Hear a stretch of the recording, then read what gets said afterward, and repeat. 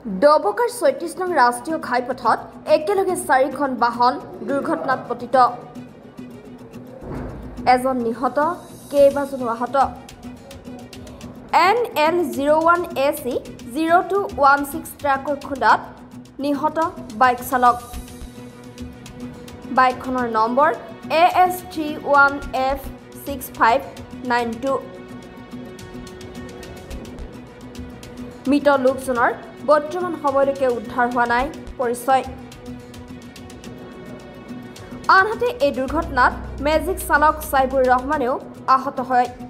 এই ভয়ংকৰ পথ দুৰ্ঘটনাটোত আহত হোৱা আটাইকেইজনক ততাতৈয়াকৈ চিকিৎসালয়ত ভৰ্তি কৰা হৈছে।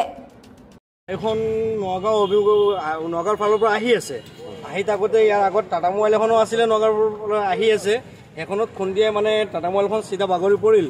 বাগৰি পৰাতে চিধা ডিভাইডাৰৰ সন্মুখতে হৈছে। ডিভাইডাৰৰ সন্মুখতে সি ৰং ছাইড লৈ লৈছে গাড়ীখনে, এই আপোনাৰ কেণ্টিনাৰ গাড়ীখনে ৰং ছাইড লোৱাতে পটককৈ আৰু এখন মেজিক পালে, মেজিকখন খুন্দিয়ালে। খুন্দিয়াই মেলি আকৌ মেজিকখন পেলাই মেলি যাব ধৰিছিলে, তেতিয়া বাইকে আৰু এখন মানে তলত নোৱাৰি বাইকখন চেঁচৰাই লৈ আহিলে, তাৰপাছত যাব নোৱাৰিলে, ইয়াতে ৰখাই মেলি গাড়ীখন। কিমানজন আহত হৈছে?